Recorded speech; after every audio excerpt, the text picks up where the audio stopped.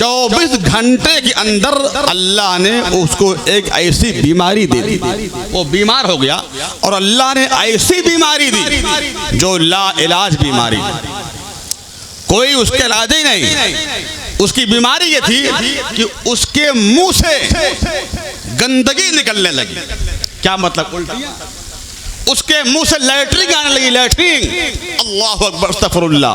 मुंह से उसके गलासत और ये गंदगी बाहर निकलने लगी मुंह से।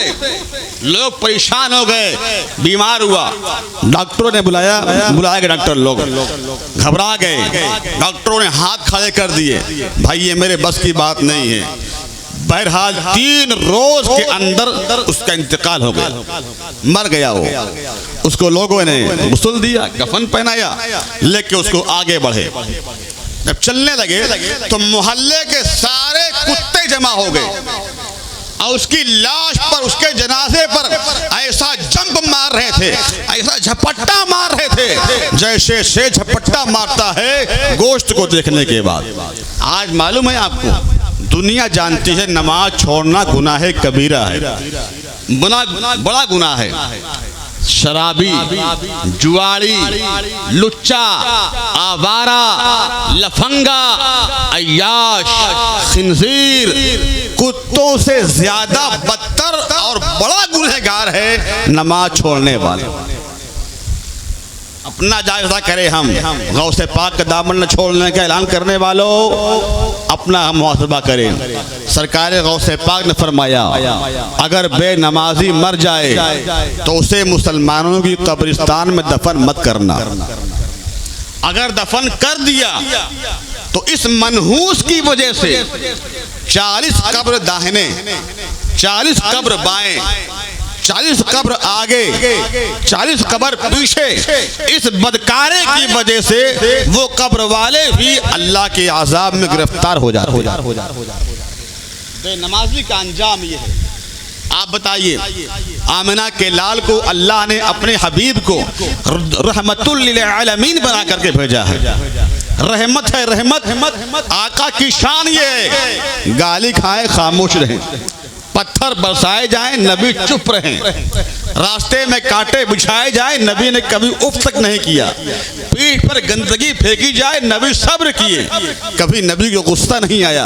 मैं दावे के साथ कहता हूँ और चैलेंज करता हूँ, है कोई आलिम दीन जो एक सतर भी कहीं किसी किताब में दिखा सके कि नबी के जिस्म पाक पर कूड़ा डाला गया हो और नबी ने पूछा हो ऐसा तुम क्यों करती हो? नबी ने एतराज किया हो, रीजन क्या है? अरे वो नबी जिसकी शान ये है, इशारा कर दे दमकता हुआ चांद टूट जाए। वो नबी जिसकी शान है, इशारा फरमा दे तो मकाम सहबा में आफ्ताब पलट आए। वो मुस्तफा, वो हमारे और आपके आका जिनकी शान ये है, इशारा फरमा दे तो बड़े बड़े पत्थर पानियों पे तैर जाएं। वो नबी जिनकी शान ये है, इशारा कर दे बड़े बड़े मोटे मोटे दरख्त चलते चलते नबी के कदमों में झुक जाएं। मगर उस नबी ने सब कुछ बर्दाश्त किया, कभी नहीं पूछा रीजन क्या है, कूड़ा क्यों फेंकती हो, कभी नहीं पूछा क्या वजह है, तुम पत्थर क्यों बरसाते हो। जो नबी सब्र करेगा अजला खा करके, बताओ उस नबी को कभी गुस्सा आ सकता है साहब? उस नबी को कभी जलाल आ सकता है? लेकिन हाँ, नबी को गुस्सा भी आया है। सैयदा आयशा फरमाती है, कौन आयशा? जो सारी कायनात की हमारी और आपकी माँ है। फरमाती, लोगों मेरे आका से बड़ा जलाल वाला आज तक कोई दुनिया में पैदा ही नहीं हुआ। सहाबा फरमाते, जब मेरे आका कभी गुस्से में आते थे तो इन दोनों भावों के दरमियान एक नस थी, नस जिसको बोलते रगे हाशिमी, गुस्से से वो नस जो है कांपने लगती थी। सहाबा ने कहा मिंबर पर, वो सहाबा, आका ने कहा आज मैं तुमसे एक बात करना चाहता हूँ। सहाबा थर थर थर थर कांपने लगे कि नबी क्या बात करने वाले हैं? मेरे आका ने कहा, सहाबा मैं तुमसे एक बात करना चाहता हूँ। सहाबा का बयान है, ये जुमला सुन करके हम लोग गिर पड़े, बेहोश हो गए, पता नहीं नबी ने क्या कहा क्या नहीं कहा।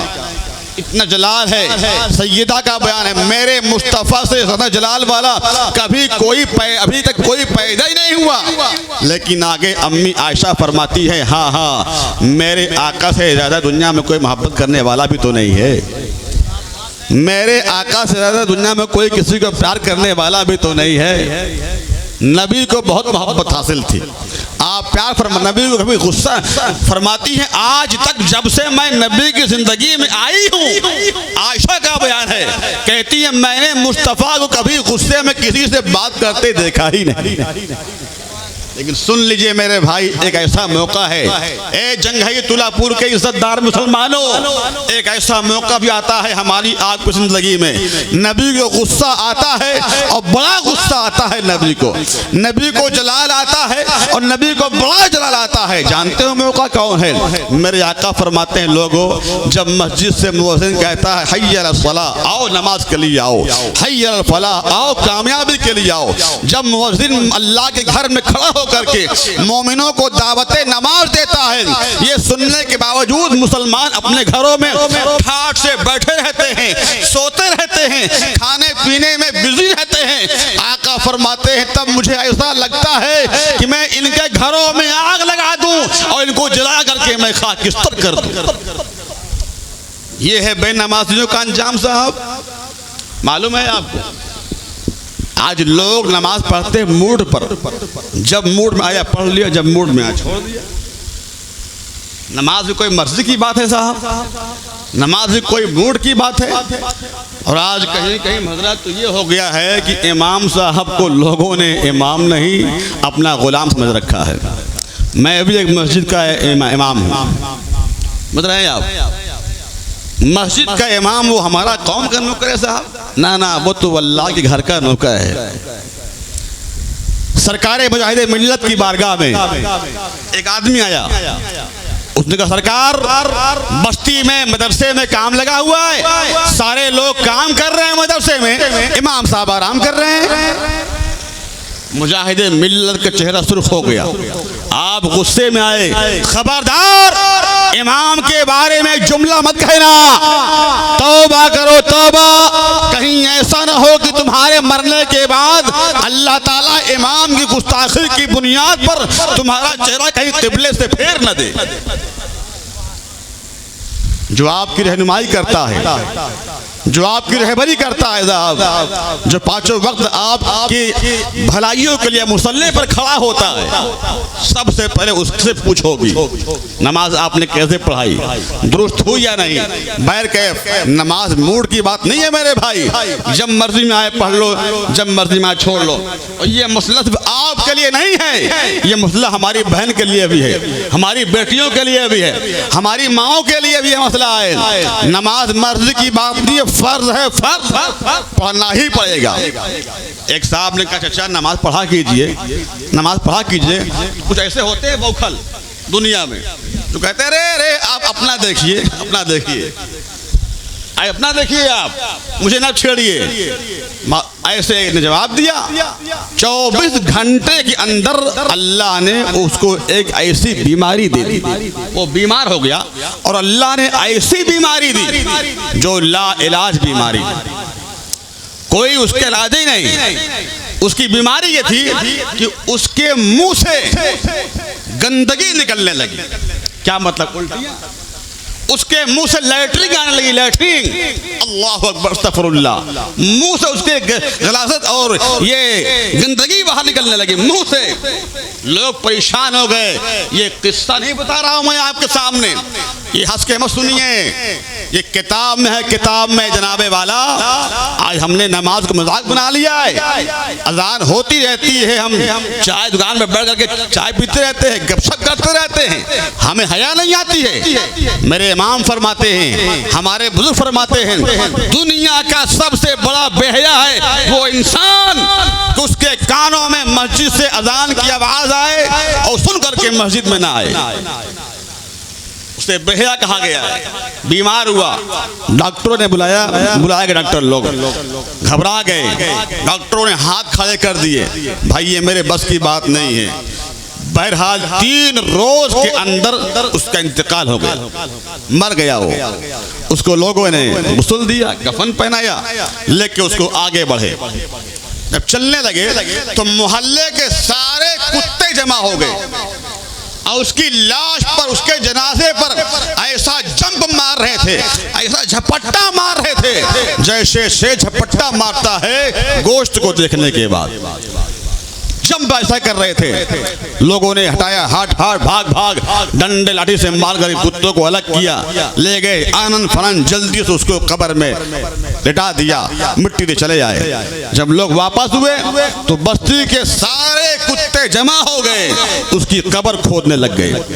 घर वाले रो रहे हैं, पीट रहे हैं। मेरे भाई, ये बेनमाजियों का अंजाम ये क्या कम बुरा है, ये क्या कम अजाब है, ये क्या कम रुसवाई जिल्लत की बात है कि लोग आपको दफन करके भी पलटे नहीं हैं और आप की कब्र कुत्ते खोद रहे हैं। दुनिया वालों के सामने तुम्हारे माँ बाप क्या मुंह दिखाएंगे, बच्चे तुम्हारे क्या जवाब देंगे साहब? कभी गौर किया आपने? वो बेनमाजियों, नमाज न पढ़ने वालों, अल्लाह की बारगाह में तौबा करो, तौबा। अभी तौबा का गेट खुला हुआ है, अल्लाह आपकी तौबा कबूल फरमाएगा इंशाअल्लाह। नमाज पढ़ने का वादा, सच्चा वादा करो।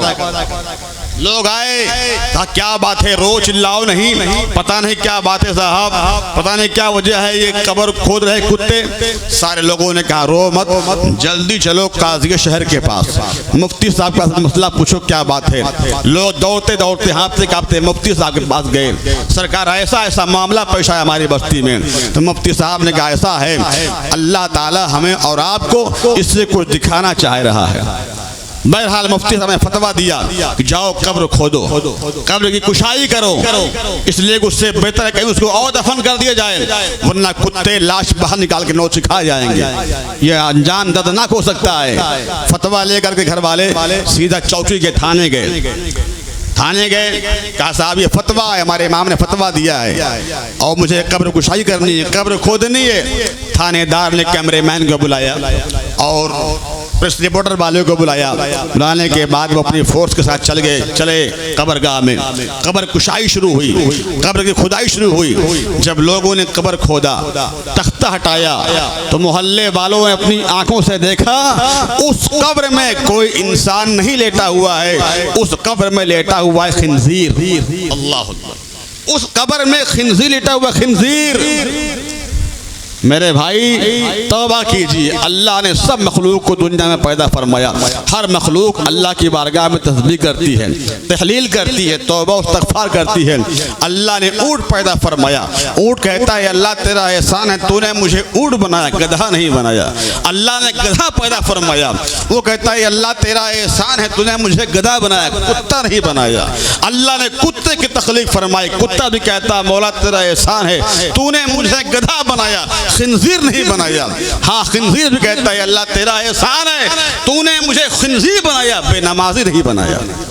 पता चला कि बेनमाजी कुत्ते से बदतर है, बेनमाजी गधे से बदतर है, बेनमाजी खिंजीर से बदतर है।